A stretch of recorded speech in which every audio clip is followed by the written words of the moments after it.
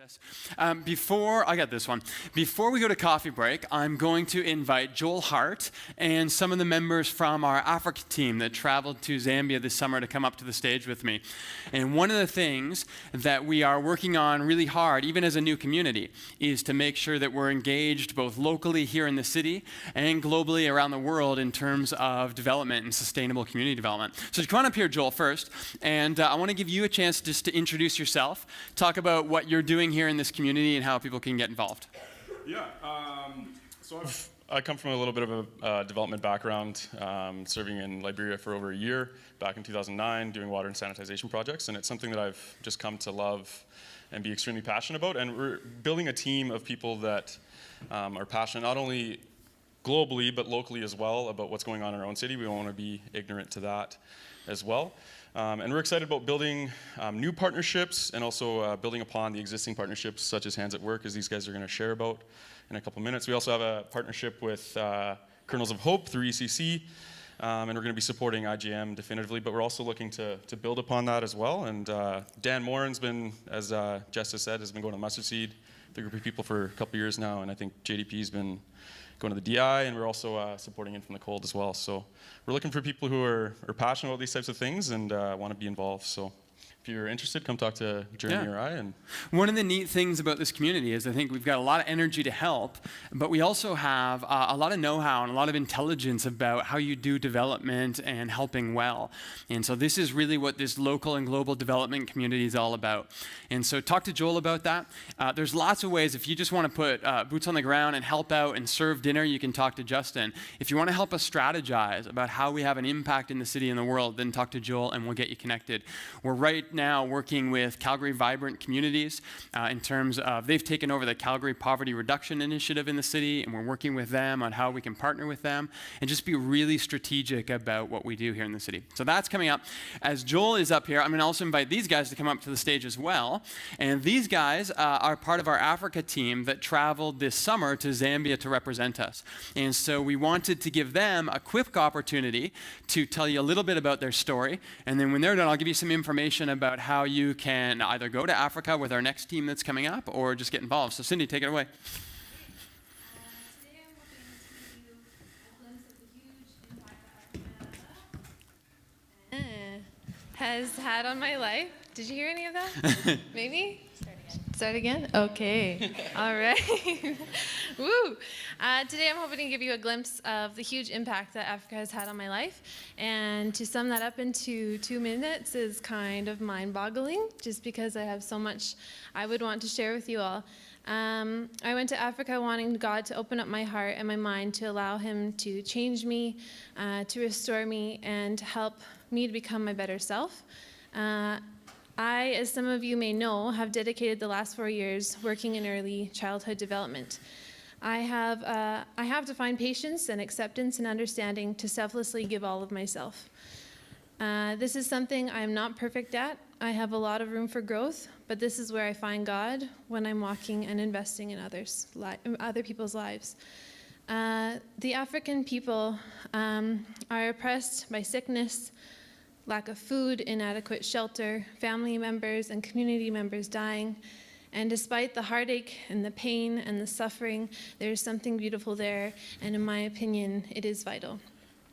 It is their motivation to invest in people's lives, walking to their neighbors' homes, taking time to build relationships with the people in their communities, and help to provide education and prepare food for the children.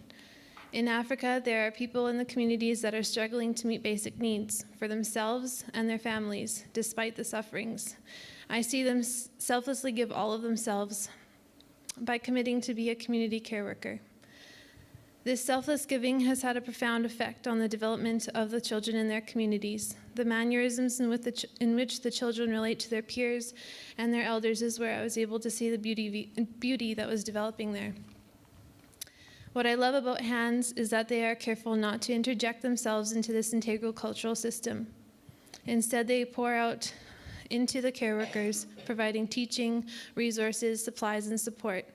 It is these incredible relationships being built in these communities that have captured my heart and made me want to continue to pour myself into these amazing people that Hands is partnering with.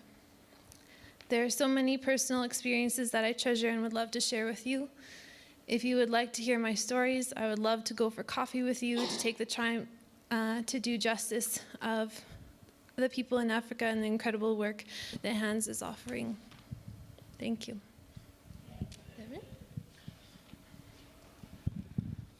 Okay, I'm Allie, and I also had the opportunity to go on this trip. And I just want to share with you one part of the whole experience that just made my heart break, but made me fall so in love with the children that we were working with. We were taking part as a camp for the kids, so the kids would come from their village and they would stay at this property that Hands at Work owns. And one day we had this amazing opportunity to do all sorts of water activities. So everything was based around water, and we had them like balance water on their head and walk, which they killed us at. Then we had them put it between their knees, and then they had to waddle and fill containers of water. And it was just like fun stuff that you should be doing with kids. And the highlight of my trip was when one little child picks up a container and then throws it at us. And then this all-out water fight broke out, and the kids were just so happy. And it was this moment of pure joy that we hadn't seen them let go and have. And it was beautiful because you saw these beautiful smiles just effortlessly having fun and reminding you that life for these kids should be easy. It should be fun. And it's a great thing that Hands at Work works to do, is give them those moments of fun and peace and joy. Yeah, great. Hi, I'm Devin. One of the things that probably most impacted me was something that we heard throughout our time there from people who worked with the organization Hands, which was this idea that they're neither about helping Zambian or Western culture persist. What they were actually interested in is establishing and rooting themselves in kingdom culture. And this whole idea really had whether it was unintended or intended, that doesn't matter. But what happened is that out of this commitment to kingdom culture developed this really strong family ethic. We arrived, and people were calling us Brother Devin and Sister Cindy. By the time we left, we knew Ma Elizabeth and Papa Sal and Sister Prague. We knew these people. And this is what they took into the communities. They took into the communities this compulsion that these people deserved care because they're family. That at the table of God, in the kingdom of God, the stranger is made friend. And to me, that was an incredible piece. Because so often in our world, divisions are set up.